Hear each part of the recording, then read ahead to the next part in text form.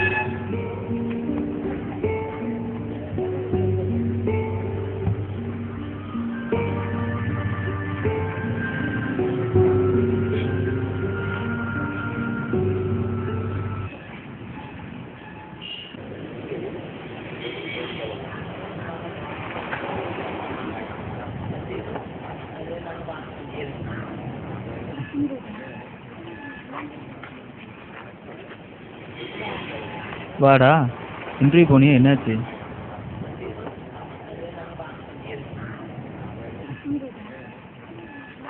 என்னடா இந்த வேலையை கொடுத்துக்கிச்சா? சரி, டென்ஷன் ஆகாத விடு, இதை விட நல்ல வேலை கிடைக்கும். அதான் இந்த வேலை கிடைக்கலன்னு நினைக்கிறேன். சரி வா, தமிழரசை பார்க்க போகலாம்.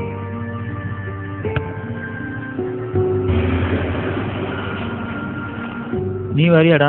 இல்லடா, நீங்க போயிட்டு வாங்க.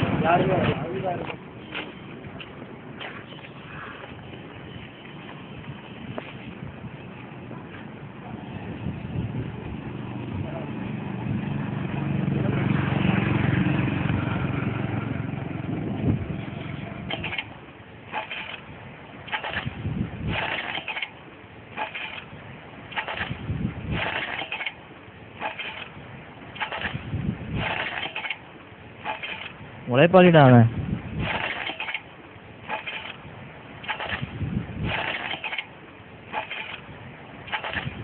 வாங்கடா, இன்டர்வியூ போனேன்னு என்னாச்சு?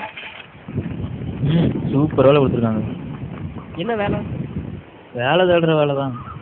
அதான் ஆல்ரெடி பண்ணிட்டு இருக்கான்ல. அதவே பண்ண சொல்லிட்டாங்க. சரி விட்றா, அவன் தான் டென்ஷன் ஆகுறான்ல. அவனை ஏன் போய் கிண்டல் பண்றீங்க? இல்லைப்பா, சும்மா ஜாலிப்பா. படித்த பசங்க வேலை தேடி அலையிறீங்க, நாங்கள் வேலைக்கு ஆள் கிடைக்காம ஆள் தேடி அலையிறோம். அப்புறம் இவனை வேலைக்கு வச்சுக்கோங்க. ஏப்பா நீங்கள் இந்த வேலை செய்யக்கூடாது, நீங்கள் இந்த வேலை செய்யக்கூடாதுன்னு ஏதாவது சட்டம் இருக்குதா? உங்களை மாதிரி இளைஞர்கள் தான் இப்போ விவசாயத்துக்கு வரணும். இன்றைக்கி விவசாயம் அலைஞ்சிட்டு வருது. ரியல் எஸ்டேட்டுங்கிற பேரில் காட்டை எல்லாம் கூறு போட்டு வித்துட்டு இருக்கிறாங்க. நாங்கள் வயசானவங்க, எத்தனை நாளைக்கு தான் விவசாயத்தை காப்பாற்ற முடியும்? உங்களை மாதிரி இளைஞர் தான் விவசாயத்துக்கு வந்து விவசாயத்தை எல்லாம் காப்பாற்றணும். நீ 50,000 ரூபா சம்பளத்துக்கு வேலை செஞ்சாலும் நீ அவனுக்கு வேலைக்காரன் தான்டா. இதே வேலையை மம்முட்டியை பிடிச்சி காட்டில் வேலை செஞ்சால் நீ தான் முதலாளி. காட்டை அழித்து கட்டடம் கட்டிட்டு இருந்தீங்கன்னா நாளைக்கு சோத்துக்கு என்ன பண்ணுவீங்க? கருங்கல்லையும் மண்ணையும் திங்க வேண்டியது வந்தாலும் வரலான்னு நினைக்கிறேன். இப்படியே போனால் இதே நிலம் வரும். ஒருத்தங்கிட்ட வேலைக்கு கையேந்து நிற்கிறத விட ஏறு பிடிச்சி உழுது கௌரவமாக பிழைக்கலாம். இந்த வேலை எனக்கு தெரியாது, தெரிஞ்சாதான் வந்துடும். பிறக்கிறப்ப எல்லாம் தெரிஞ்சுட்டு பிறக்கிறது இல்லை, எல்லாம் கற்றுக்கிறது தான். இப்படி தெரியாதுன்னு எல்லாரும் இருந்தால் நாளைக்கு சோத்துக்கு என்ன பண்ணுவீங்க?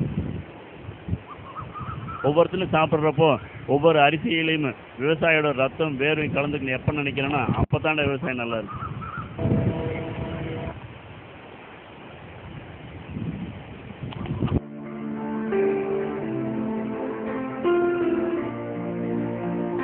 உங்களை மாதிரி இளைஞர்கள் தான் விவசாயத்துக்கு வருது.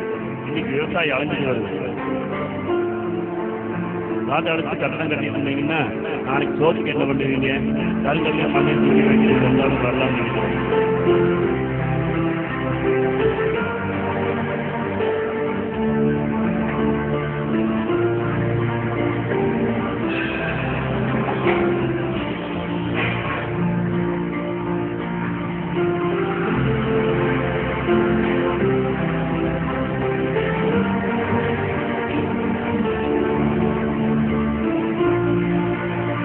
நீ 50,000 ரூபா சம்பளத்துக்கு வேலை செஞ்சாலும் நீ அவனுக்கு வேலைக்காரன். இதே வேலையை மம்பி கொடுத்து காட்டில் வேலை செஞ்சா நீ தான் முதலாளி.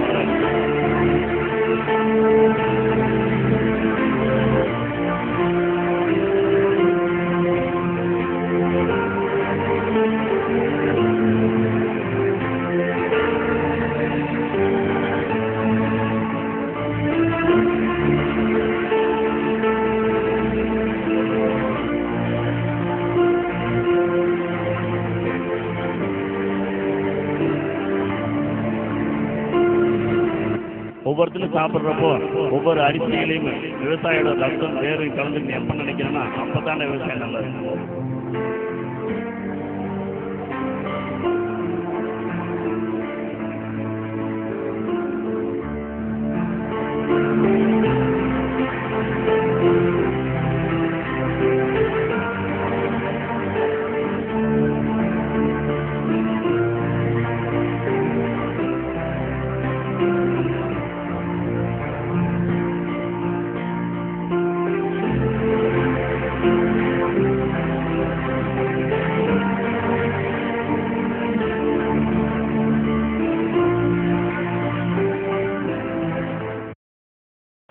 உன்னால் முடியும் தம்பி தம்பி, அடவுனக்குள் இருக்கும் உன்னை நம்பி. தோளை உயர்த்து தூங்கி விழும் நாட்டை எழுப்பு, உன் தோளை உயர்த்து தூங்கி விழும் நாட்டை எழுப்பு. எதையும் முடிக்கும் இதயம் முன்னில் கண்டேன், உன்னால் முடியும் தம்பி தம்பி, அடவுனக்குள் இருக்கும் உன்னை நம்பி.